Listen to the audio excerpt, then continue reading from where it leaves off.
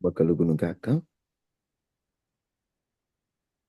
వాక్యములోకి వెళ్ళబోయే ముందు కొన్ని ముఖ్యమైనటువంటి ప్రకటనలు మీకు తెలియచేయాలనుకుంటున్నాను.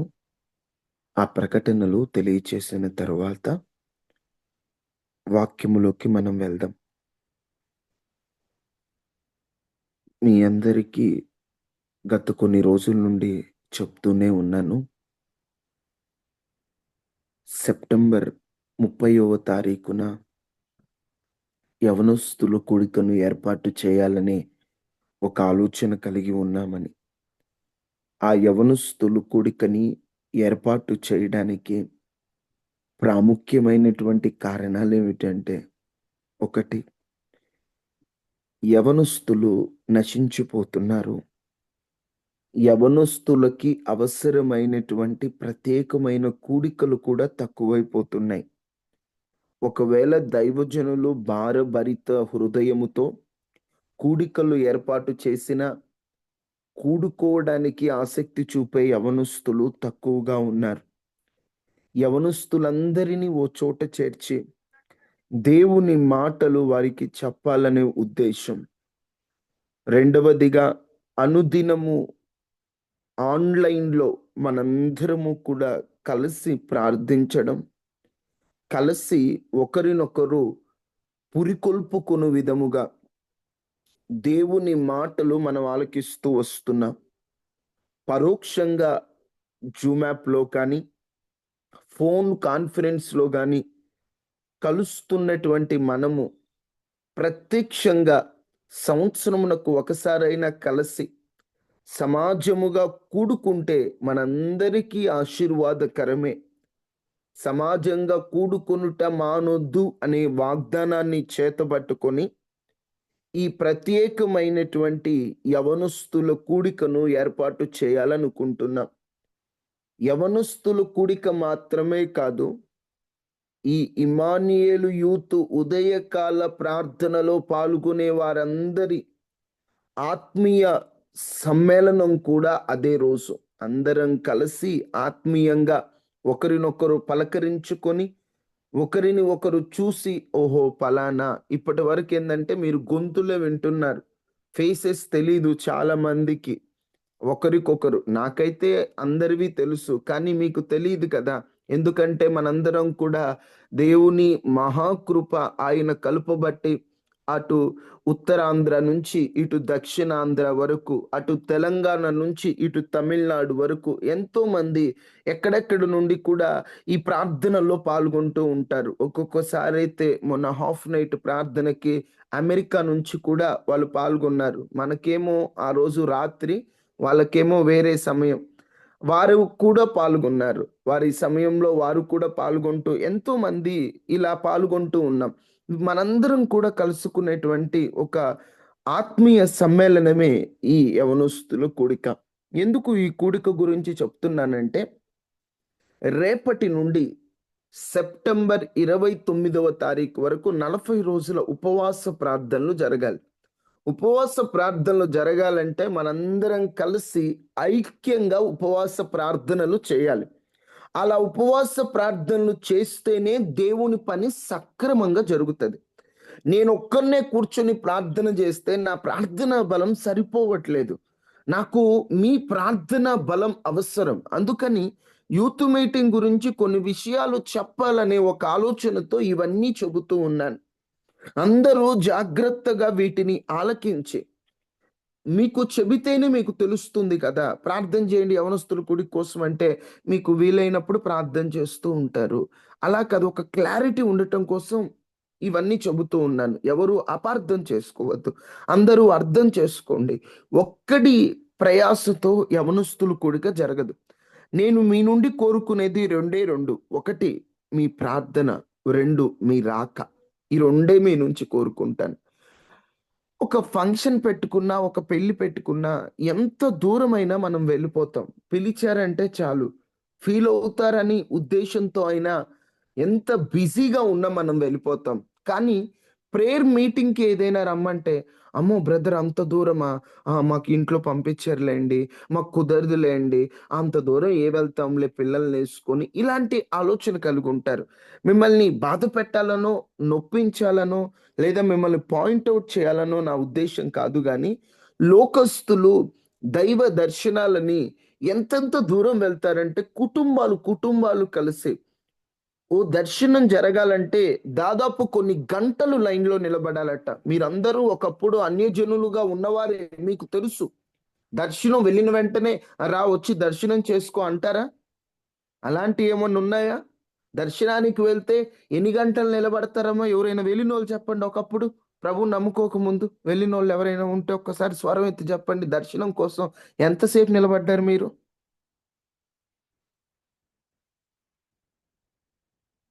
మీరందరూ పుట్టు క్రైస్తవులేనా? అన్ని దర్శనాలకి జనులు గంటలు చర్చిలకి గంటలు నిలబడాలమ్మ. అమ్మా? గంటలు గంటలు నిలబడాలి. ఎవరైనా ఎక్స్‌పీరియన్స్ చేసినోళ్ళున్నారమ్మా? ఎంతసేపు నిలబడ్డారు మీరు? నిలబడవలసొస్తే ఒక పూటే నిలబడవలసొస్తదమ్మా. ఒక పూటే నిలబడవలసొస్తది. అయినా చూసారమ్మా, వాళ్ళంత ఆసక్తిగా వెళ్తారు అంతంత దూరాలు. వాళ్ళు వెళ్ళడానికి సరైనటువంటి ప్రయాణ సౌకర్యం లేకపోయినా, వారు వెళ్ళడానికి ఎన్ని ఇబ్బందులైనా, ఒక్క దర్శనం వారిని తక్కువ చేయట్లేదు. వారి నమ్మకాలు వారివి. వారు ఆ దర్శనానికి వెళ్ళిన, ఆ దర్శనంలో కనబడినటువంటి ఆ విగ్రహం వారితో మాట్లాడుతుందా? లేదు. ఆ విగ్రహం ద్వారా వారేమైనా నేర్చుకొని, మార్చుకొనొచ్చే అవకాశం ఉందా? లేదు. లేదు. అయినా ఎంత ఆసక్తిగా వెళ్తున్నారండి సహోదరులు, సహోదరీలు. వారంత ఆసక్తిగా వారు వెళ్తుంటే, మనందరం ఒక చోట కూడినప్పుడు, దేవుడు మనతో సూటిగా మాట్లాడుతూ, మనల్ని హెచ్చరిస్తూ, తన ఆత్మను మన మధ్య ఉంచి, మహిమతో మనల్ని నింపి, మనందరికీ ఎలా ఉండాలో జీవిత దిశానిర్దేశం చేసి, మన బ్రతుకులు మార్చే రోజుని మనమెందుకు నిర్లక్ష్యం చేయాలి? మనమెందుకు అసలు ముందు మనం ప్రయత్నమే జేయకుండా, ఏమెళ్తాంలే, ఇంక అంత దూరంలే, ఇంత దూరం అనుకుంటే ఎలాగా? ఇప్పుడంటే మనకన్ని సౌకర్యాలు చుట్టూ ఉండేసరికే, మనకి వాక్యపు విలువ అర్థం కావట్ల. ఒకప్పుడు మందిరానికి వెళ్ళాలంటే కొన్ని కిలోమీటర్లు ప్రయాణించి వెళ్ళాలట. కొంతమంది సాక్ష్యాలు చెబుతుంటే వింటూ ఉండేవాడిని. వారు మందిరానికి వెళ్ళడానికి 10 కిలోమీటర్లు, 5 కిలోమీటర్లు సైకిల్ మీద వెళ్ళేవారట. మరి కొంతమందయితే ఒక 5, 6 కిలోమీటర్లు నడుచుకుంటూ కొండలు దాటి ఎళ్ళేవాళ్ళట. అవకాశం లేని వారు అంత బాధపడుతుంటే, ఈరోజు మనకన్ని అవకాశాలుండేసరికి మేమేమొస్తాం, ఎంత దూరం మేమొస్తాం. దయచేసి నన్ను కృంగదీసి అలాంటి మాటలు ఈసారి ఎవరూ పలకొద్దు. ఉదయకాల ప్రార్థనలో పాల్గొనేటువంటి వారందరూ కూడా తప్పనిసరిగా సత్తెనపల్లిలో జరిగేటువంటి ఈ యవనస్తుల కూడికకు మీరందరూ వస్తున్నారని నేను నమ్ముతున్నాను. మిమ్మల్ని ఇప్పుడే ఆహ్వానిస్తున్నాను. మీ షెడ్యూల్ వేసుకోండి. మీకు అడ్రెస్సులు కన్‌ఫ్యూజ్ అవ్వాల్సిన పనేమీ లేదు. గుంటూరొస్తే, గుంటూరు నుంచి ఒక 30 కిలోమీటర్లు ఎనీ టైమ్ బస్సులుంటాయి. ట్రైన్ సౌకర్యం కూడా డైరెక్ట్‌గా సత్తెనపల్లికి ఉన్న ట్రైన్‌లున్నాయి. భీమవరం నుంచైనా, లేదా కాకినాడ సామర్లకోట నుంచైనా, లేకపోతే మరికొన్ని డైరెక్ట్ ట్రైన్స్ చూసాం మేము. అంటే, ఆ రోజు రాత్రి అక్కడెక్కితే, ఇక్కడికి తెల్లవారుజాముకొచ్చేసేంత డైరెక్ట్ ట్రైన్సున్నాయి. మీకేం కావాలన్నా, ఇటు నెల్లూరు నుంచైనా, మీకెట్నుంచి రావాలన్నా కూడా సౌకర్యాలన్నీ ఏర్పాటు చేస్తున్నాం. మేము మీ కొరకే ప్రయాసపడుతున్నాం. మనందరూ కలవాలి. కొంతమంది ఇది యవనస్తుల కూడిక. మేమొచ్చి ఏం చేయము అని పెద్దలంటూ ఉంటారు. ఇది యవనస్తుల కూడిక మాత్రమే కాదు. ఇది అందరూ కలవాలి. మీరొస్తూ కొందరు యవనస్తుల్ని తీసుకురండి. ఈ పరిచర్యలో మీరందరూ కష్టపడాలి. మనందరం కష్టపడితేనే అవుతుంది. మేము వయస్సులో చిన్నవారము.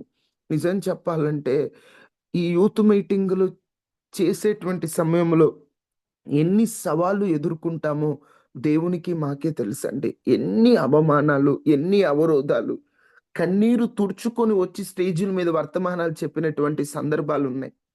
మాలో మేమే కలవరపడిపోతూ ఇక వల్ల కాదు, కొంతమందొచ్చి ఇక ఆపేద్దామన్న మీటింగు మనం తట్టుకోలేం అనే పరిస్థితులొచ్చినా కూడా లేదు, వెనకడుగు వేసేది లేదు. దేవుని పని ఏదైనా జరగనివ్వు, వెళ్ళిపోదాం ముందుకి. ఏదైనా జరగనివ్వని ముందుకు వెళ్ళి 7 మీటింగులు. వాస్తవంగా మాలో ఎవరు జాబ్ చేసేవాళ్ళు లేరు. మేమందరం కూడా చదువుకుంటున్నటువంటి యవనస్తులు ఏర్పాటు చేసేటువంటి ఓ చిన్న మీటింగ్. మీరందరూ వస్తే మాకెంత సంతోషంగా ఉంటదంటే, ఎంతో ఆనందంగా ఉంటది. దయచేసి మీరు రావడమే కాదు, మీ తోటి యవనస్తులను, మీ తోటి ఉన్న వారినందరిని తీసుకొనొచ్చేటువంటి ప్లాన్స్ వేసుకోండి. మీరందరూ కలిసి రావాలని ప్రేమతో తెలియచేస్తున్నా. మీ అందరూ బలపడాలని మేము ఉదయకాల ప్రార్థనలో ఎంత మీ కొరకు ప్రార్థన చేస్తున్నామో, ఎంత ప్రయాస పడుతున్నామో ప్రభువుకు తెలుసు. ప్రభువుకు తెలుసు ఎంత కష్టమవుతుందో. రాత్రి అర్ధరాత్రి లేట్ అయిపోయినా మీ కొరకే కదా! మీ కొరకు మేము ఇంత చేస్తున్నప్పుడు మీరు కనీసం ఒక్క రోజైనా రావడానికి ప్రయత్నం చేయాలని యేసయ్య ప్రేమతో మిమ్మల్ని బ్రతిమలాడుకుంటున్నాం. మీరందరూ ప్రార్థన చేయండి. ఈ రోజు నుండి అందరూ మీ వ్యక్తిగత ప్రార్థనలో జ్ఞాపకం చేసుకోండి. రేపటి నుంచి ఉపవాస ప్రార్థనలుంటాయి. ఆ ఉపవాస ప్రార్థనలు ఎలాగంటే, వారానికి ఒక రోజు అన్నమాట. సోమవారం ఒకరు, మంగళవారం ఒకరు, బుధవారం ఒకరు, గురువారం ఒకరు, శుక్రవారం ఒకరు, అలాగా వారానికి ఒకరోజు మీరు ఉపవాసం ఉండాలి. కనీసం ఒక పూటైన ఉపవాసం ఉండండి. ఉదయం పూట ఉపవాసం ఉన్నారా? ప్రార్థన చేయండి. ఒకవేళ మీరు డ్యూటీలకెళ్ళేవాళ్ళా? మధ్యాహ్నం 3 తర్వాత డ్యూటీ అంతా చూసుకొని నైటొచ్చి నైట్ ఉపవాసము అంటే 3 తర్వాత ఉపవాసం ఉండి నైట్ ప్రార్థన చేసి పడుకోండి. ఉపవాసం అనేటువంటి ఈ అంశం ఎందుకంటే, మీరు ఏదో ఒక పూట ప్రార్థన చేయాలి. దయచేసి నేను తర్వాత గ్రూప్‌లో పెడతాను. పోల్ పెడతాను. అంటే మీరు సెలెక్ట్ జేసుకోవాలి. మీరు మంగళవారమా, సోమవారమా తెలుగులోనే కనిపిస్తుంటది. మీరు నొక్కాలక్కడ. నొక్కితే మాకర్థం. అందరూ శుక్రవారాలు తీసుకోవద్దు. అందరూ ఆదివారాలు తీసుకోవద్దు.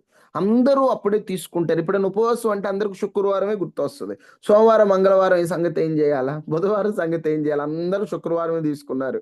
అందరూ శనివారమో, ఆదివారమో తీసుకుంటారు. మిగతా రోజులు కూడా ఉపవాసం ఉండాలి. ఇళ్ళ దగ్గర ఉండేవాళ్ళు ఏదో ఒక టైం తీసుకోండి. అందరం కలిసి ప్రార్థన చేద్దాం. యూత్ మీటింగ్ కోసమే కాదు, మీ అవసరాల కొరకు కూడా ప్రార్థన చేద్దాం. రేపటి నుండి, రేపటి నుండి, రేపటి నుండి ప్రతిరోజు రాత్రి వాస్తవంగా 22 తారీఖు అని నేను అనుకున్నాను. కానీ 21 నుండి, ఎందుకంటే 22 నుండి మనం లెక్కిస్తే 30వ తారీఖు వస్తుంది. మనకి 29 వరకే రావాలి. అందుకని రేపటి నుండి ఉపవాస ప్రార్థనలు ప్రతిరోజు రాత్రి 8 నుండి 8:45, 9 లోపు వరకు జరుగుతాయి. అందరూ గమనించి జాయిన్ అవ్వండి. ఇంకా ఇవి ముఖ్యమైనటువంటి ప్రకటనలు. ప్రార్థన చేయండి. 7 యూత్ మీటింగ్‌లు ఒక ఎత్తు. ఈ 8వ యూత్ మీటింగ్ ఇది. మన యూత్ నుంచి బహిరంగంగా మనం పెట్టే మీటింగ్స్‌లో ఇది 8వ మీటింగ్. చాలా మీటింగ్స్ పెట్టాం మధ్యలో, వాటిని లెక్కే లేదు. మెయిన్ మీటింగ్స్‌లో ఇది 8వ మీటింగు. ప్రార్థన చేయండి. 7 యూత్ మీటింగ్‌కి చాలా ఆటంకాలొచ్చాయి. 8 యూత్ మీటింగ్‌కి ఇంకా ఎక్కువగున్నాయి. ఎన్ని ఆటంకాలున్నాయో దేవుని పని అంత సక్రమంగా జరగాలి. అద్భుతమైన కార్యాలు జరగాలి. ఈ 7 ఆమేన్. యూత్ మీటింగ్‌లో మా ముఖ్య ఉద్దేశ్యం పశ్చాత్తాపం. కానీ 8దో యూత్ మీటింగ్‌లో దేవుడు స్వస్థతలు చేయబోతున్నాడు. ఆశ్చర్య కార్యాలు చేయబోతున్నాడు. గర్భఫలాలు దేవుడు ఇవ్వబోతున్నాడు. ఉద్యోగాలు దేవుడు ఇవ్వబోతున్నాడు. రక్షణ దేవుడు ఇవ్వబోతున్నాడు. ఎన్నో ఆశ్చర్య కార్యాలు కూడా దేవుడు చేస్తాడని మాట ఇచ్చారు. మేము వాటి మీద కూడా వెళ్తున్నాం. 7 యూత్ మీటింగులకి చాలామంది మీరు కష్టమైన వచ్చారు.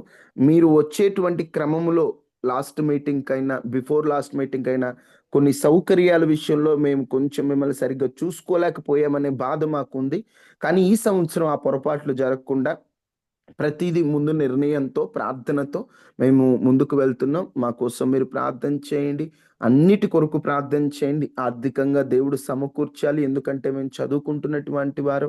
ఇప్పటివరకు ఎప్పుడు వెళ్లి ఒకరి దగ్గరికెళ్ళి మేము యూత్ మీటింగ్ పెడుతున్నాం, మాకు ఇవ్వండి ఇంత అని మేమెప్పుడు ఎవరిని అడగలేదు. మీరు ప్రేమపూర్వకంగా మీ అంతట మీకు తోచినవి ఇచ్చిన వాటితో, దేవుని కృపతో యవనస్తులందరూ వాళ్ళు దాచిపెట్టుకొని, కొంతమంది యవనస్తుల సాక్ష్యాలు వింటుంటే నాకు కన్నీరొస్తది. యూత్ మీటింగ్ కోసం వాళ్ళ ఇంట్లో వాళ్ళు బట్టలు కొనుక్కోమని ఇచ్చినవి, లేకపోతే వాళ్ళ సంతోషాల కోసం ఇచ్చినవి తీసుకొని, ఇంట్లో వాళ్ళనడిగి, వాళ్ళ సంతోషాలన్నీ పక్కన పెట్టుకొనొచ్చి యవనస్తుల కూడికి వచ్చి ఇచ్చి, యవనస్తులందరూ ముందుకెళ్తూ ఉంటారు. ఎంత పరిచర్య చేస్తారంటే నాతో పాటున్న యవనస్తులు, నిజంగా వాళ్ళని బట్టి నేను దేవుణ్ణి చాలా స్తుతిస్తాను. కష్టపడుతూ రేయింబగళ్ళు నేను పెడితేనే ఆ పరిచర్లు మేము పెడితేనే తినేవాళ్ళు. యూత్ మీటింగ్ అప్పుడు యవనస్తులు ఎవరు గూడా ముందు రాత్రి నుంచి అయిపోయేంత వరకు కూడా భోజనం చేయరండి. వారికి పనులే సరిపోతూ ఉంటాయి. ఏముంటది బ్రదర్ అనుకుంటారు. కానీ అందరూ చిన్నపిల్లలు అయ్యేసరికి ఇప్పుడు పెద్దవారికి గంట అయ్యే పని చిన్నపిల్లలకి 2 గంటలు పడతది. వాళ్ళకి తెలీదు గదా! పెద్దోళ్ళంటే కొంచెం ఎక్స్‌పీరియన్స్ ఉంటారు. పిల్లలంటే అప్పుడప్పుడే యవనస్తులు గాబట్టి 2 గంటలు పడతది, 3 గంటలు పడతది. కానీ అయినా కూడా మాకు పెద్దోళ్ళెవరు లేరు. మేమేం జేస్తాం అని ఉండదు. వాళ్ళే అంతట వాళ్ళే వెళ్లి వంటోళ్ళు మాట్లాడతారు. వాళ్ళే వెళ్లి సరుకులు తెస్తారు. వాళ్ళే వెళ్లి అన్నీ జేస్తారు. వాళ్ళే అంత కష్టపడుతుంటారు పిల్లలు. వారి కోసం గూడా ప్రార్థన జేయండి. ఆర్థికంగా దేవుడు సమకూర్చాలి. మీరు ప్రార్థనే నేను కోరుతున్నాను. మనం ఎప్పుడు ఎళ్లి ఎవరి దగ్గర చేయి చాపలేదు. లాస్ట్ టైమ్ అయితే ఒక ఎమ్మెల్యే పక్కనున్న ఒకాయన నన్ను కలిసి, "అయ్యా! నువ్వు మా ఎమ్మెల్యే గారి దగ్గరకొచ్చి ఇలా మేము యూత్ మీటింగ్ పెట్టుకుంటున్నామని అడుగు. ఆయన చాలా అమౌంట్ ఇస్తాడు. చాలా మంచి ఎమ్మెల్యే ఆయన. నీకు చాలా అమౌంట్ ఇస్తాడు. అసలు నువ్వు బాధపడే పనుండదంటే" నేనొక్కటే అన్నాను. ప్రేరేపణ కలిగి వారిస్తే దేవుని పనికి మేము తీసుకుంటాం. కానీ మేమెళ్లి ఎప్పుడు ఎవరి దగ్గర చెయ్యి చాపలేదు. చాపం కూడా. చాపమని చెప్పి వారి దగ్గరికి ఎప్పుడు మనం వెళ్ళలేదు. మన పరిచర్య ఎప్పుడు మనుషుల మీద ఆధారపడేది కాదు. ప్రభువు మీద ఆధారపడి వెళ్ళేటువంటి పరిచర్య. ఈ పరిచర్య కొరకు ప్రార్థన చేయండి. ఎందుకు ప్రార్థన అడుగుతున్నానంటే 7 యూత్ మీటింగ్‌లు కూడా చాలా అప్పులయ్యాయి. ఆ అప్పులు ఇప్పటికి మేము తీర్చుకోలేకపోతున్నాం. 8వ యూత్ మీటింగ్‌కి కూడా అప్పు అవ్వకూడదు. ఎందుకంటే అప్పులు అవ్వడం ద్వారా అప్పుల ప్రెషర్ మాకుంటది. ఈ టైం కల్లా తీర్చాలి, ఆ టైం కల్లా ఇవ్వాలి. దేవుని మహాకృపను బట్టి కొంతమందైతే పాపం అప్పిచ్చేసి కొంత డబ్బు యూత్ మీటింగ్ దేవుని పనికే ఇచ్చాం. మాకొద్దులేండి బ్రదర్ అన్నటువంటి వారున్నారు. మరికొందరైతే వినరు కదా అన్ని జనులు. మాకిచ్చేయాలంటూ ఉంటారు. అప్పులు అవ్వకుండా దేవుడు అన్నీ సమకూర్చాలి. ఎందుకంటే యూత్ మీటింగ్ అయిపోయిన తర్వాత రోజే మన జూమ్‌లో సబ్స్క్రిప్షన్ అయిపోద్ది. ఇప్పుడు జూమ్‌లో మనం ఎంతసేపైనా ఆరాధించుకుంటున్నామంటే జూమ్ సబ్స్క్రిప్షన్ ఉంది గాబట్టి. అది అంటే జూమ్‌కి గూడా రీచార్జ్ జేయాలి ఫోన్‌లకి జేసినట్టు. ఆ రీచార్జ్ చేయకపోతే జూమ్ కట్ అయిపోద్ది. 40 నిమిషాలే వస్తది. తర్వాత కట్ అయిపోద్ది. మనదేమో గంట ప్రార్థన గదా!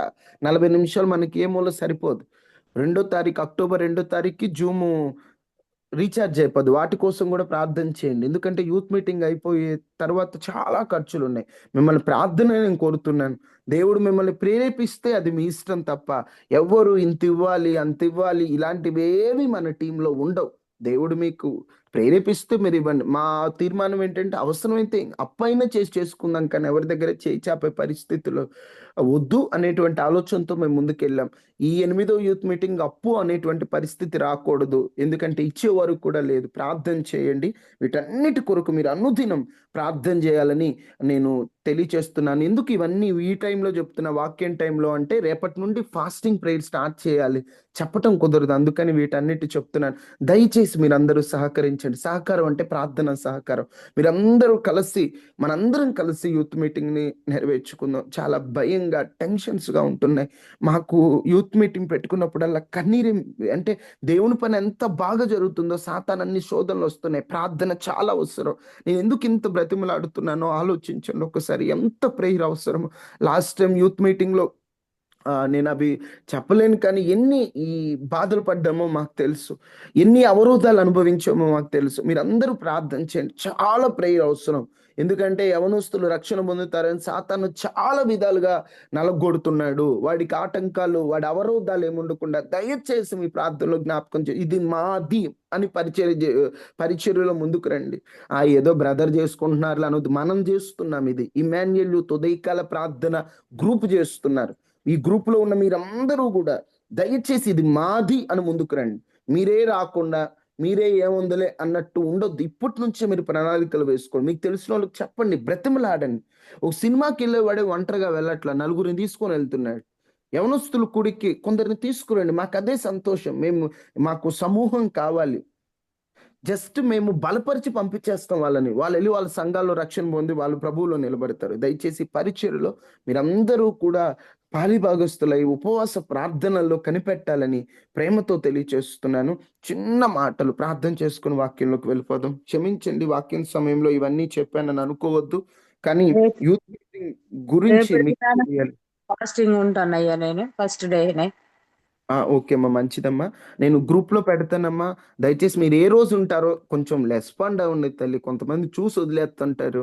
అంటే నీ బాధ నువ్వేదో పడని. దయచేసి నన్ను కొంచెం ప్రోత్సహించే విధంగా మన టీమోళ్ళు ఉండండి. మీ ప్రోత్సాహం అంటే మీరు ప్రార్థన చేయాలి. కొంచెం మా మీరు ఆత్మీయంగా ముందుకు రావాలని మీ నుండి మేము అవే కోరుకుంటున్నాం. దయచేసి గ్రూప్‌లో పెడతాము. రెస్పాండ్ అవ్వండి. రేపు తల్లిగారు ఉంటారు. ఒక్కరే ఉంటాం అని కాదు. ఎంతమంది అని ఉండొచ్చు ఒకరోజు. అందుకని రెస్పాండ్ అవ్వండి. ప్రతిరోజు రాత్రి ప్రార్థనలో కూడా పాల్గొనండి. గ్రూప్ పాలు ప్రార్థనలో లాగా ఇద్దరు ముగ్గురే కాదు. ప్రతి ఒక్కరు ఖాళీగా ఉన్న ప్రతి ఒక్కరు కొంచెం సేపు దేవుని వాక్యాన్ని కూడా పంచుకోవడానికి చూస్తాను. అందరూ తప్పనిసరిగా రేపటి నుంచి ఆ ప్రార్థనల్లో పాల్గొనండి. ఒక చిన్న ప్రార్థన చేసుకొని మన వాక్యాన్ని ప్రారంభించుకుందాం.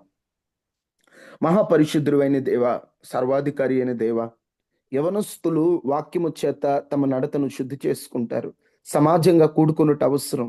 ఆ కూడుకోవాలంటే కొంత ప్రోత్సహించాలని ఇప్పటి వరకు యూత్ మీటింగ్ గురించి కొన్ని విషయాలు చెప్పామయ్యా.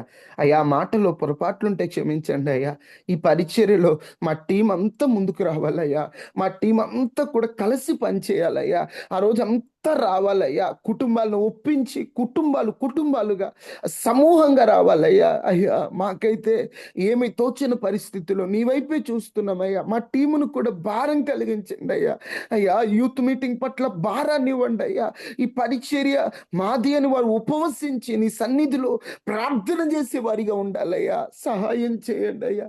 అయ్యా, మీ సహాయం అవసరమయ్యా. అయ్యా, మాకు వేరే ఆశ ఏమీ లేదయ్యా. యవనస్తులు రక్షణ పొందాలని మేము ముందుకు వస్తున్నామయ్యా.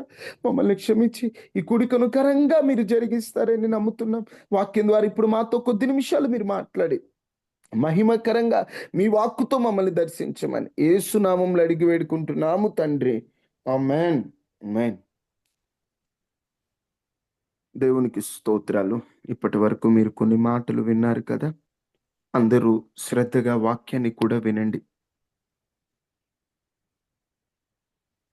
ఒక్కొక్కసారి మన జీవితంలో మనం బాగా ప్రేమించింది, మనం బాగా కావాలనుకుంది, మనకు బాగా ఇష్టమైంది దేవుడు దూరం చేస్తూ ఉంటాడు. మనకు అర్థం కాదే, ఎందుకు దేవా నాకు ఇష్టమైన దాన్ని దూరం చేశావు? ఎందుకు దేవా నేను బాగా ప్రేమించే నా స్నేహితులను దూరం చేశావు? అసలు దేవుడు కొన్ని బంధాలనైనా, కొన్ని పరిస్థితులనైనా మనం బాగా ఆనందంగా ఉంటున్నాం అనుకునే సమయంలోనే దేవుడు ఎందుకు మన నుండి వాటిని దూరం చేస్తాడు? అసలు దేవుని ప్రణాళిక ఏమై ఉంటది? కొన్ని మాటలు దేవుని వాక్యంలో నుండి మనం జాగ్రత్తగా ఆలకిద్దాం. ఒకవేళ నువ్వు బాగా ప్రేమించింది ఏదైనా నీ జీవితంలో నుంచి దూరమైపోయిందా? నువ్వు బాగా ప్రేమించిన వారెవరైనా నిన్ను వదిలేసి వెళ్ళిపోయారా? నువ్వు బాగా ఇష్టపడిన వారు నిన్ను మోసం చేశారా? అయితే దేవుని వాక్యంలో నుండి కొన్ని మాటలు మనం విందామా? చూడండి ఒకసారి.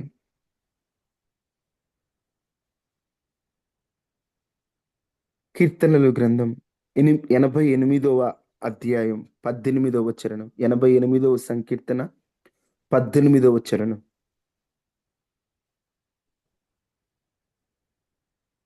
88వ. నా ప్రియులు నీ స్నేహితులను నీవు నాకు దూరముగా ఉంచి ఉన్నావు. నీవు నాకు దూరముగా ఉంచి ఉన్నావు.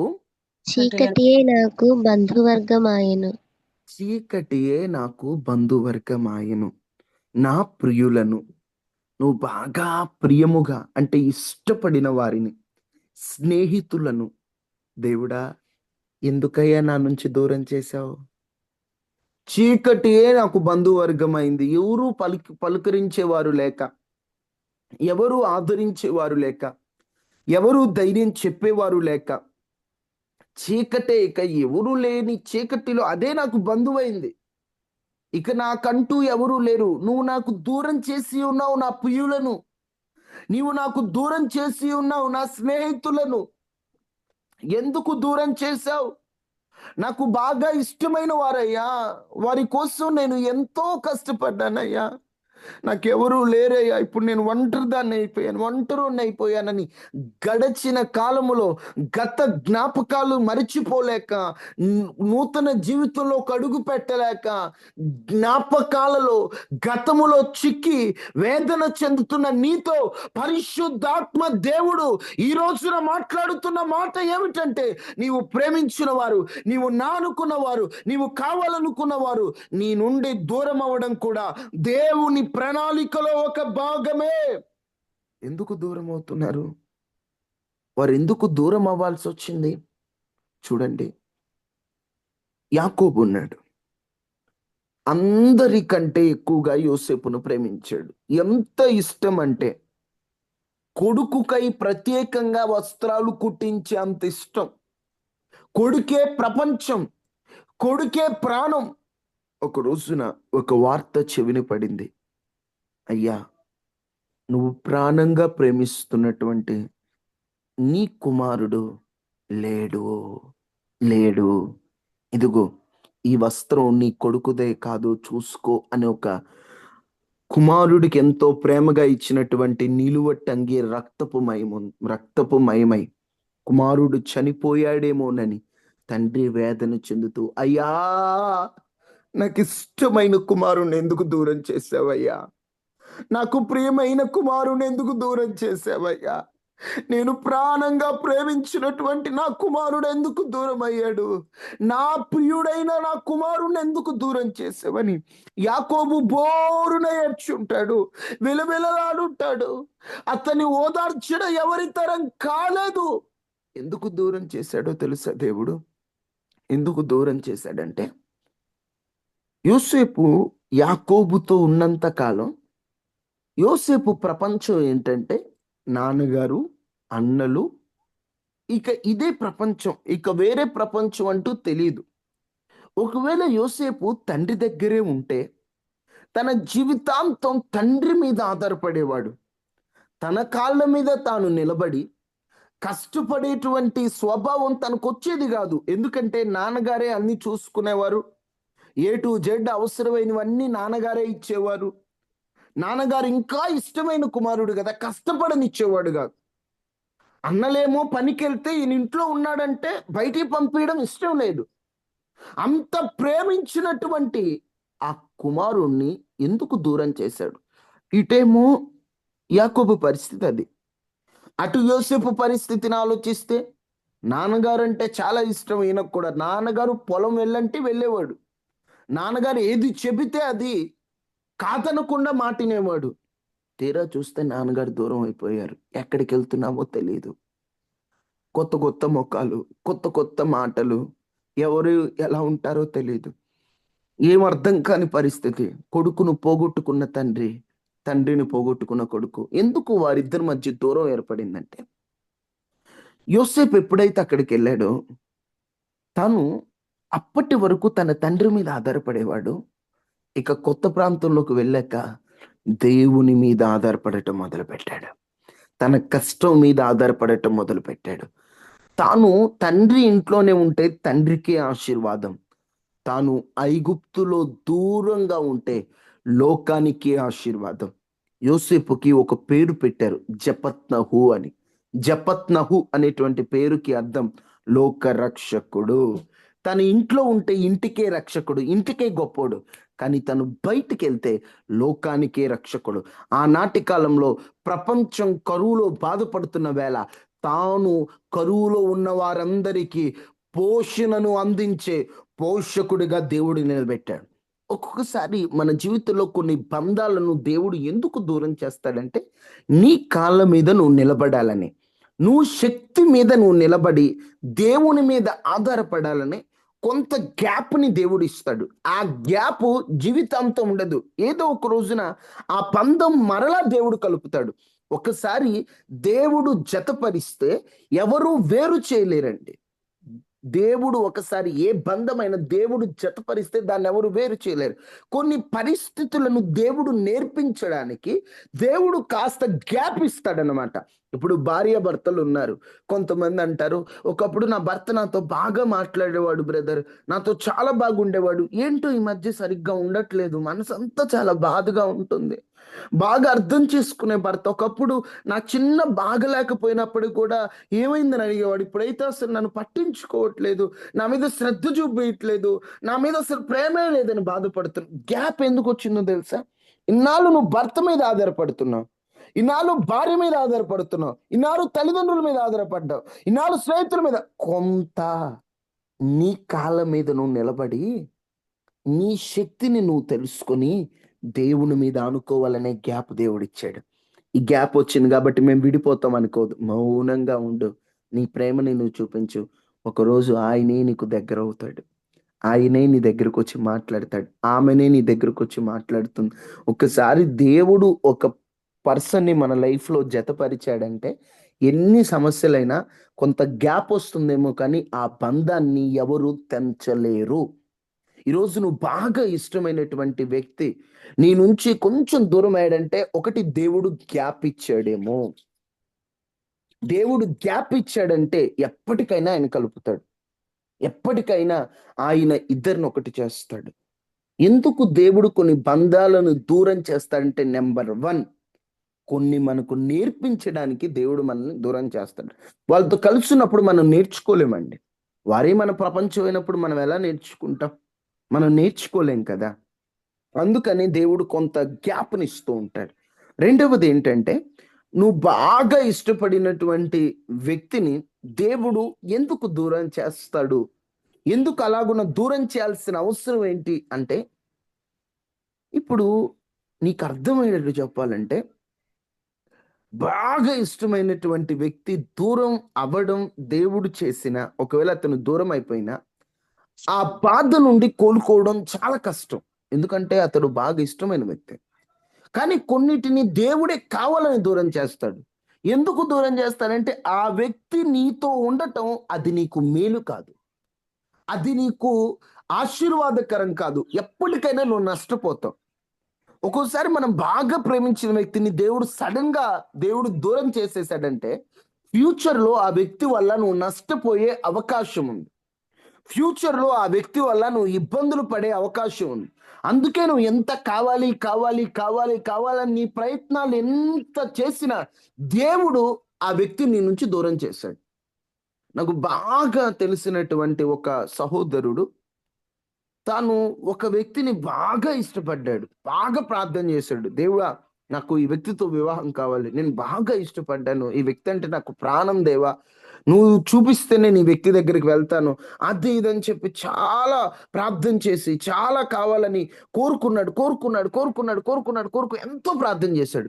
కానీ దేవుడు ఇతను ప్రార్థన చేసే కొద్దీ ఆమెను దూరం చేస్తూ వచ్చాడు. ఏంటి ప్రభువా! నేనెక్కడ తొందరపడలేదు. నేనెక్కడ ఆ వ్యక్తితో మాట్లాడలేదు. ఎక్కడ ఆ వ్యక్తితో దగ్గరికెళ్ళాలని కోరుకోలేదు. నేను నా నేను వాక్య ప్రకారంగా నేను వెళ్తున్నాను గదా! కానీ ఎందుకు నువ్వు దూరం జేస్తున్నావు? దేవునితో ఎన్నో సార్లు పెనుగులాడాడు, పోరాడాడు. దేవుని సన్నిధిలో మొరపెట్టారు. అయినా ఉపయోగం లేదు. దేవుడు దూరం జేసేసాడట. బ్రదర్ చాలా బాధపడ్డారు. లెగిస్తే ప్రార్థనలో ఉండేవాడు. ప్రార్థన జేసుకోవాలనిపిచ్చట్ల. ఏంటి ప్రభువా! నేను ఇష్టపడిన వ్యక్తిని నా నుంచి ఎందుకు దూరం జేశావు? నేను వివాహం చేసుకోవాలనుకున్నాను గదా! నేను కావాలనుకున్నాను గదా! నిన్నడిగే ముందుకెళ్ళాను గదా! నేనెక్కడ ఆ వ్యక్తితో తప్పుగా ఎక్కడ బిహేవ్ చేయలేదు గదా! నేనంతా వాక్యానుసారంగానే ఉన్నాను. ఎందుకు దూరం జేశావని చాలా బాధపడుతూ ఒకరోజట ఆ బాధలోంచి కోలుకోలేదు. ఒక ప్రాంతానికి అలా వెళ్తున్నాడట. మీరు నమ్మరండి. అతను బాగా ఇష్టపడినటువంటి సిస్టరు రెడ్ లైట్ ఏరియాలో దొరికిపోయి పోలీసులు ఆమెను పట్టుకొనున్నారట. రెడ్ లైట్ ఏరియాలో దొరికిపోయిందంట. చూసి షాక్. సడెన్‌గా ఈ విషయం తెలిసి షాక్. అక్కడికెళ్తే తలొంచుకొని పోలీసుల దగ్గర ఉందంట. అప్పుడు ఇంటికొచ్చి వెంటనే తలుపులేసుకొని మోకరించి, "ప్రభువా! నా జీవితంలో ఆ వ్యక్తిని నువ్వు దూరం చేశావు. నాకు తెలియలేదయ్యా.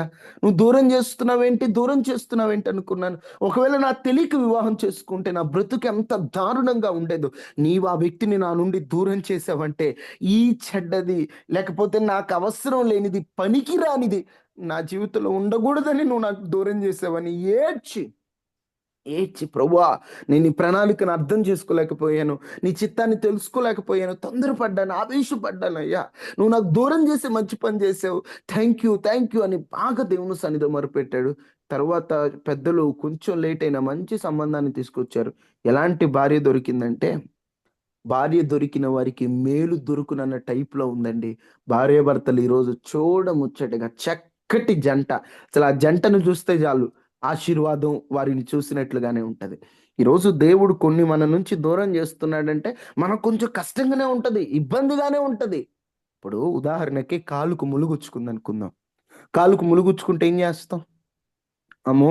అమ్మో! ముల్లు బయటికి తీస్తే నొప్పొస్తది. ఆ కాలుకి అట్లుంటే పర్లేదులే, ఏం కాదులే అని సైలెంట్‌గా ఉంటారా?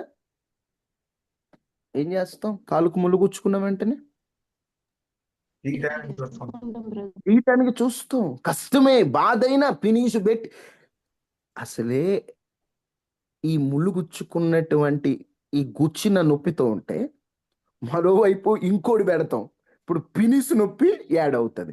ఒకవైపు గుచ్చుకున్న నొప్పి, ఒకవైపు పినిసి నొప్పి. ఇప్పుడు 2 నొప్పులు ఒక తట్టుకోలే, అమ్మా! అయ్యా అనుకున్న ముల్లును బయటికి తీయాల.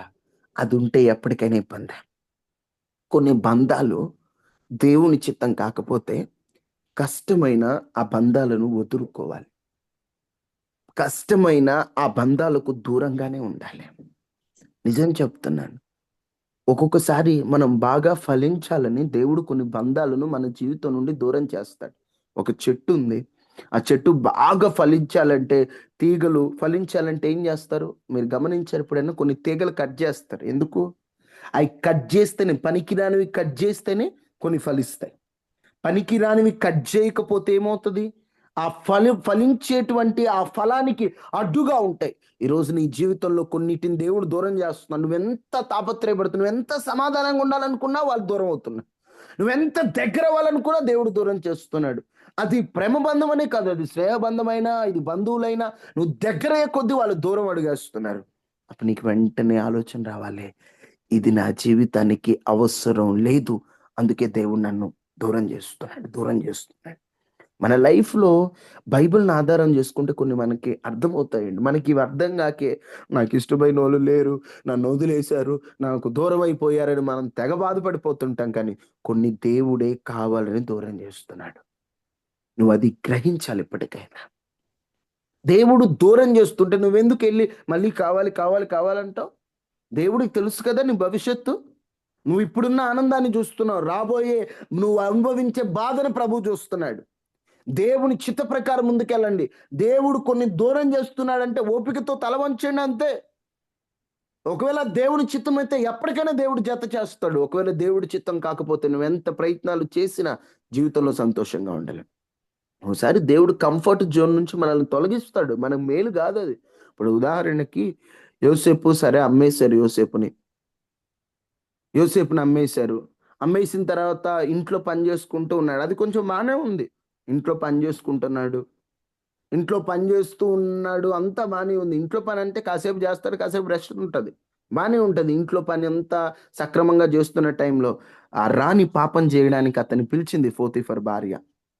పిలిచి రా నాతో పాపం చేయండి. పారిపోయాడు. పారిపోయాడు. కొంతకాలం అనుకోకుండా ఆయన్ని జైల్లో వేయాల్సొచ్చింది. ఏం దేవుడా! బానే ఉంది కదా! అక్కడంతా కంఫర్ట్‌గా ఉంది. నన్ను తీసుకొచ్చి జైల్లో పెట్టావు. ఎందుకు?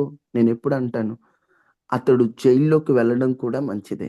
ఎందుకంటే, ఇప్పుడు ఒక ఆడ మనిషి ఒక యవనస్తుడిని ఒకసారి లాగింది పారిపోయాడు. 2 సార్లు లాగింది పారిపోయాడు. మూడోసారి లోకంలో ఉన్నాం కాబట్టి పడిపోయే ఛాన్సెస్ ఉండొచ్చు. అంతేనా?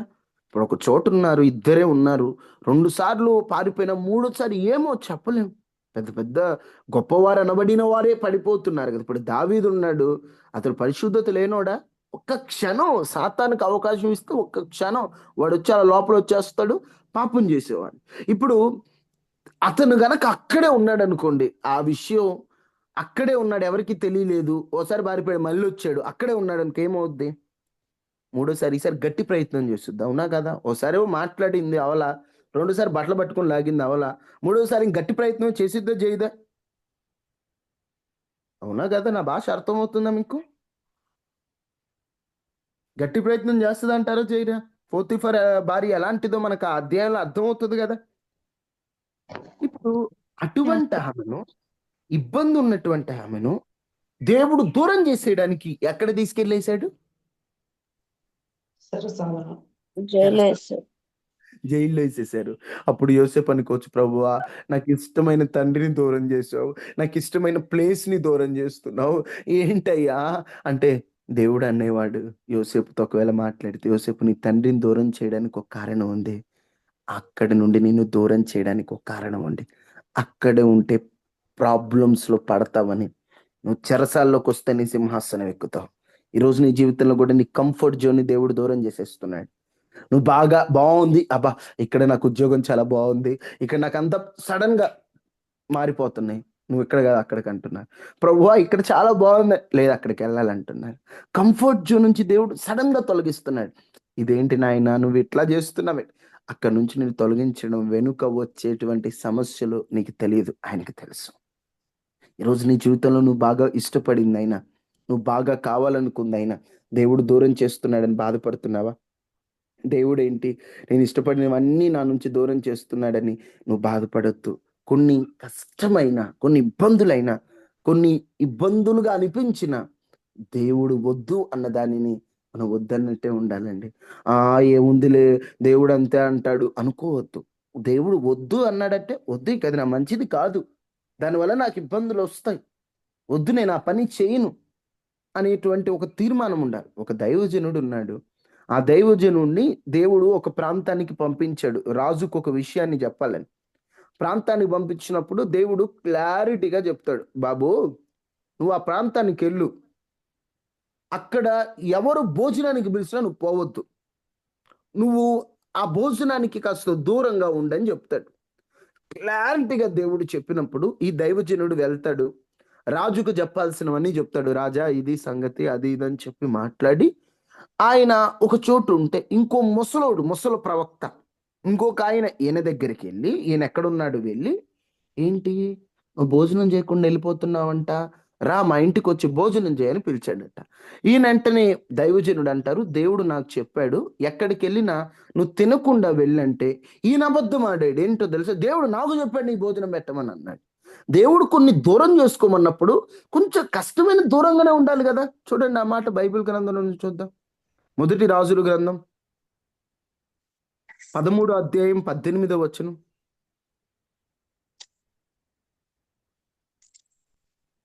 మొదటి రాజుల గ్రంథం 13వ అధ్యాయం 18వ వచనం.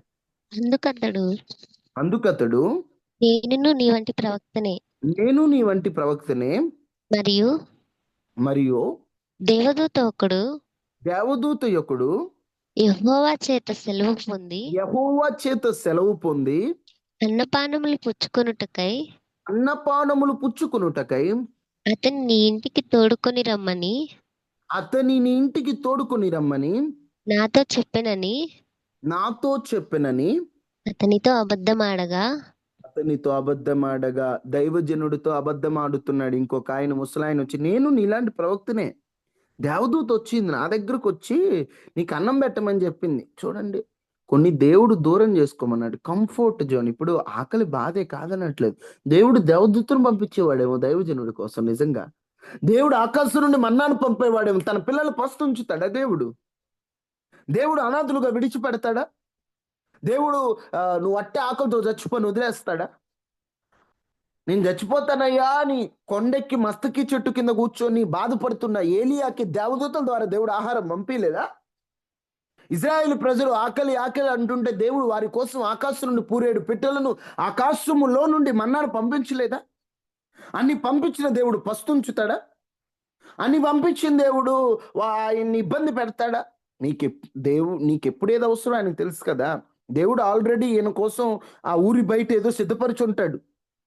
దేవుడు శ్రేష్టమైంది ఇచ్చి ఉంటాడు. అది పొందుకోవడానికి ఈయన కొన్నిటిని దూరం చేసుకోమన్నాడు.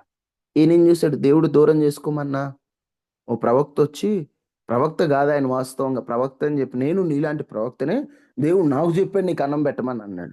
ఇప్పుడు వద్దని చెప్పింది దేవుడు తినమంటే ఎవరికి చెప్పాలా? నా భాష అర్థమవుతుందా? ఇప్పుడు వద్దని ఏ ఎక్కడికి వెళ్ళినా ఏం తినొద్దని దేవుడు ఈ దైవజనుడికి చెప్పాడా లేదా? చెప్పాడు. ఇప్పుడు తినమని కూడా మళ్ళీ ఎవరికి చెప్పాలా? ఆయనకే ఆయనకే చెప్ప దేవుడే ఆయనకి చెప్పాలి. చెప్పాలి. ఈయన వచ్చి నాకు చెప్పాడంటే వెంటనే గుడ్డిగా నమ్మేయచ్చా? నమ్మకూడదు. నమ్మకూడదు. దేవుడు మనతో చెప్పిన మరి ఈరోజు అబద్ధ ప్రవక్తలు, అబద్ధ బోధలు ఎక్కువ. ఓ చిన్న కామెడీ విషయం ఏంటంటే, ఒక 2 సంవత్సరాలు అవుతుందేమో, ఒక సిస్టర్ నా దగ్గరకు వచ్చి, బ్రదర్ అనలేదులేండి, వేరేదేదో పిలిచి, నాకు దేవుడు ఒక విషయాన్ని చూపించాడు అని చెప్పారు. ఏంటమ్మా ఆ విషయం అంటే, ఒక 2 మేఘాలున్నాయి. ఆ 2 మేఘాలొచ్చి అలా, అలా కలిసాయి. ఆ 2 మేఘాల నుంచి వర్షం పడిందన్నారు. మంచిదమ్మా, ప్రార్థన చేద్దాం. దేవుడు ఎందుకు చూపించాడు? లేదు, ఆ ఒక మేఘం మీరు, ఆ ఒక మేఘం నేను. ఆ 2 మేఘాలు మనం కలిస్తేనే ఆశీర్వాదం అన్న. నేనొక్కటే ఒక మాట, నీకు చూపించాడంటున్నారు కదా! ఇక చాలా డిస్కషన్. నీకు చూపించాడంటున్నారుగా, నాకు దేవుడు చూపిస్తే అప్పుడు ఆలోచిద్దాం. అప్పటి వరకు నా దగ్గరికి రావద్దు, నాతో మాట్లాడొద్దు, నన్ను కాల్ చేయొద్దు అని చెప్పాం. ఎందుకంటే ఈరోజు ఈ అబద్ధ మాటలు ఎక్కువండోయ్. దేవుడు నాకు చూపిచ్చాడు. దేవుడు నీకు అవసరమైంది నీకు చూపిస్తాడు. ఎవరికో చూపిచ్చడా? ఒకవేళ వాళ్ళు ప్రార్థనా పరులయ్యి, వారు గొప్పవారై ఉంటే వారికి చూపిస్తాడేమో. అంతేగాని ప్రతి ఒక్కళ్ళు వస్తారు, దేవుడు నాకు చూపిచ్చాడు, దేవుడు నాకు చూపిచ్చాడు. నా దగ్గరికి ఎంతమంది వస్తుంటారు. దేవుడు నాకు చూపిచ్చాడు నీ గురించి ఒకటి అంటాడు. నేను అందరి వింటానండి. నేను పర్సనల్‌గా వాటి కోసం ప్రార్థన చేస్తాను. ప్రభువా, వాళ్ళకి ఇది చూపిచ్చావంట. అది నిజమైతే నాకు చూపిచ్చవా? నాకు చూపించవా? ఇప్పుడు ఈయనొచ్చి దేవుడు నాకు చూపించాడు రా అనంగానే పోయాడు. శుభ్రంగా తిన్నాడు. అప్పుడు వెంటనే విచిత్రమైంది ఏందంటే, ఈయన పోత గాడిదకి గంత కట్టుకొని వెళ్తున్నప్పుడు సింహం వచ్చి ఈయనని తినేసింది. జనాలు ఊర్లో నుంచి అలా వచ్చేసరికి సింహం అక్కడే ఉంది, గాడిద అక్కడే ఉంది, మనిషి చనిపోయి ఉన్నాడు. అందరికీ డౌట్ ఏందంటే, గాడిద, సింహం 2 పక్కన ఉంటే ముందు సింహం గాడిదని తినాలి, మనిషి పారిపోవాలి. కానీ అక్కడ సింహము గాడిదను ఏం చేయలేదు, ఈయనను తినేసింది. గాడిద మాత్రం అక్కడే ఉంది, సింహం కూడా పక్కనే ఉంది. జనాలకు అర్థమైంది, ఈ దైవజనుడు దేవుని మాట వినలేదు. దేవుడు దూరం చేసుకోమన్న వాటిని కావాలని కోరుకున్నాడు. ఇగో ఇలా ఇలా అయింది పరిస్థితి, ఇలా అయింది పరిస్థితి అని అందరూ అన్నారట. ఊర్లో ఉన్న వాళ్ళు అందరూ అన్నారట. ఎందుకు ఈ మాట చెప్తున్నానంటే, దేవుడు కొన్ని వద్దు అన్నప్పుడు ఓపికను అడుగు, శక్తిని అడుగు, బలాన్ని అడుగు, దూరం చేసుకునే సామర్థ్యాన్ని అడుగు. అంతే తప్ప దేవుడు వద్దు అన్న వాటిని అంటి పెట్టుకొని, దేవుడు వద్దు అన్న వాటిని దగ్గరికి వెళ్ళి లేనిపోని సమస్యలు కొని తెచ్చుకోవద్దు. కష్టంగానే ఉంటది దేవుడు దూరం చేసిన వాటిని దూరం చేసుకోవటం. ఇబ్బంది అయినా తప్పదు, తప్పదు. నీ మేలు కొరకే, నీ మేలు కొరకే దేవుడు కొన్ని దూరం చేస్తున్నాడు. నీకు ఇప్పుడు తెలియదు, ఒకరోజు తెలుస్తుంది. దేవుడు దూరం చేస్తున్నది ఏది కావాలని కోరుకోవద్దు. అడుగు, ప్రభువా, నువ్వు నాకు అవసరమైన బంధాలే నాకు ఇవ్వయ్యా. అనవసరమైన బంధాలు నాకొద్దు, ఉపయోగం లేని బంధాలు నాకొద్దు, నన్ను నాశనం చేసే బంధాలు నాకొద్దు. నీ చిత్తంలో ఉన్న స్నేహమే నాకు అవసరం, నీ చిత్తంలో ఉన్న భాగస్వామే నాకు అవసరం, నీ చిత్తంలో ఉన్నటువంటిదే నాకు అవసరం. వ్యర్థమైనవి ఏవి నాకొద్దయ్యా, వ్యర్థమైనవి ఏవి నాకొద్దయ్యా. నన్ను క్షమించండి అయ్యా. నీ చిత్త ప్రకారంగానే ముందుకెళ్తానయ్యా. కొంచెం కష్టంగానే ఉంది ఆ బంధాన్ని వదులుకోవటం. జ్ఞాపకాలు గుర్తొచ్చినప్పుడు కన్నీరే ఉంది. కానీ కొన్ని మమ్మల్ని దూరం చేస్తున్నావంటే, అయ్యా మాకు నేర్పించడానికే. నీ చిత్తంలో ఉంటే ఎప్పటికైనా నువ్వు దగ్గర చేస్తావు.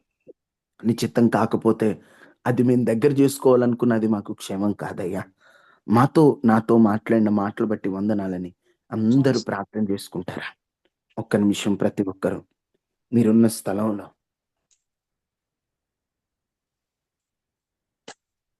అందరూ ప్రార్థన చేసుకొని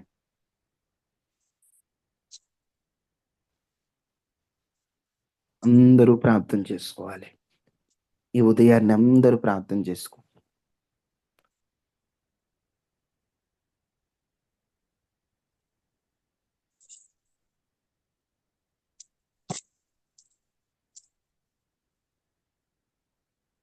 అందరూ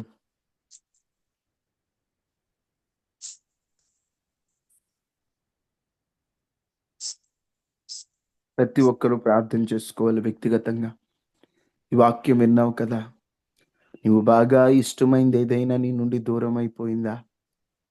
కంఫర్ట్ జోన్ నుంచి దేవుడు నిన్ను తీసుకెళ్ళి ఇరుకు మార్గంలో ఉంచాడా? ఆయనకు ఓ ప్రణాళిక ఉంది. ఆ ఇరుకులో విశాలత కలుగు చేస్తాడు. ప్రతిదీ నీ మేలు కొరకే చేస్తాడు. ఏమి చేసినా నాకు మేలే చేస్తావు, ముందు జరిగేది అది నీకే తెలుసయ్యా. ఏది చేసినా నాకు మేలే చేస్తావు, ముందు జరిగేది అది నీకే తెలుసయ్యా. నాకంటే నీకే ఎక్కువ బాధ్యత ఉన్నది, నాపై బాధ్యత ఉన్నది. మాట ఇచ్చి తిని నేను మరలా తప్పితిని, దయతో నన్ను క్షమించు దేవా. ఏమి చేసినా నాకు మేలే చేస్తావు, ఏం చేసినా నాకు మేలే చేస్తావయ్యా. ముందు జరిగేది అది నీకే తెలుసయ్యా. ముందు జరిగేది నాకు తెలీదు, నాకంటే నీకే ఎక్కువ బాధ్యత ఉన్నది, నాపై బాధ్యత ఉన్నది. బాధ్యత ఉన్నది, నాపై బాధ్యత ఉన్నది. బాధ్యత ఉన్నది, నాపై బాధ్యత ఉన్నది. అయ్యా, నాకంటే నా మీద నీకే ఎక్కువ బాధ్యత ఉంది. ఇదిగో ఈ జీవితం అయ్యా, ఇదిగో నా జీవితం నీకే అంకితం. నీ చిత్త ప్రకారంగా నన్ను నడిపించయ్యా, నీ ఇష్ట ప్రకారంగా నన్ను నడిపించయ్యా. మహాపరిశుద్ధుడా, మహోన్నతుడు అయిన దేవ, దయగలిగిన రాజా, గనుడా, గొప్ప దేవ, ఆశ్చర్య కార్యాలు చేసేటువంటి దేవ, అద్వితీయుడా, నీకు వందనాలు. ఈరోజు మాతో మాట్లాడావు. యూత్ మీటింగ్ గురించిన కొన్ని సలహాలు మేము విన్నాం. అయ్యా తండ్రి, యూత్ మీటింగ్ ని చిత్తానుసారంగా మీరు జరిగిస్తానని నమ్ముతున్నాం. నాయన, అందరూ రావాలి. ఈ గ్రూపులో ఉన్నవారు, వీరితో పాటు సమూహం, అయ్యా విస్తారమైన ప్రజా ప్రవాహాన్ని మీరు తోడుకొని రండి. మేమైతే నీ వైపు చూస్తున్నాం. మమ్మల్ని ఎప్పటికప్పుడు సరిదిద్దుతూ అయ్యా మా పొరపాట్లు క్షమించి అయ్యా మీరు సక్రమంగా జరిగించండి నాయన. అదే విధంగా ప్రభువా, అయ్యా మా ప్రయాణాల్లో మీరు తోడుగా ఉండాలి. అయ్యా నీ మీటింగ్ ఘనంగా జరిగించండి తండ్రి. ఈరోజు వాక్యం ద్వారా మాతో కొన్ని మాటలు మాట్లాడావు. నా స్నేహితులను, మా ప్రియులను మాకు దూరం చేసావు.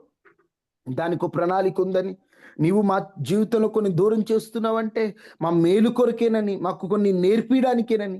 నువ్వు దూరం చేసిన వాటి మేము కావాలనుకుంటే, నీ చిత్తం కాకుండా మనుషుల మాటలు వింటే మా కన్నీరే మిగులుతుందని కొన్ని మాటలు మీరు మాట్లాడారయ్యా. అందును బట్టి వందనాలు. విత్తబడి వాక్యాన్ని నీరు కట్టి ఫలింపచేయండి. ఈరోజు మా చేతి పనుల్లో, ప్రయాణాల్లో అయా ప్రతి పనిలో మీ కృపను మాతో ఉంచమని, కన్నీటిని తొడవండి, ఇబ్బందులు తొలగించండి, నష్టాలు తీర్చండి, సమస్యలు తీర్చండి అయా. కన్నీరు నువ్వే తుడిచి, అప్పులు తీర్చి, అనారోగ్య సమస్యలు తీర్చండి. కొందరు స్వరమెత్తి వారి బాధలు చెప్పుకోలేకున్నారు, వారిని జ్ఞాపకం చేసుకోండి అయ్యా. ఈ ఉదయకాల ప్రార్థనలో ఉన్న వారందరి కుటుంబాల చుట్టూ కంచె వేయండి అయ్యా. వైరస్లు, అనారోగ్యాల, ప్రమాదాల నుండి తప్పించండి అయ్యా. క్షేమాన్ని ఇవ్వండి అయ్యా. మీ పిల్లలకు మీరు తోడుగా ఉండి పరిశుద్ధపరిచి, ఈరోజు మా అందరికి మీరు తోడుగా ఉండి జ్ఞానము, శక్తిని మా అందరికి అనుగ్రహించమని యేసు నామములో అడిగి వేడుకొని ఉన్నాము తండ్రి. ఆమేన్. ఆమేన్. తండ్రి అయిన దేవుని ప్రేమ, కుమారుడైన యేసుక్రీస్తు వారి కృప, పరిశుద్ధాత్మ అన్యోన్య సహవాసం మనకి మన కుటుంబాలకు ఎల్లప్పుడూ ప్రభు కృప తోడైండును గాక. ఆమేన్. ఆమేన్. ఆమేన్. వందనాలయ్యా, అందరికి వందనాలు.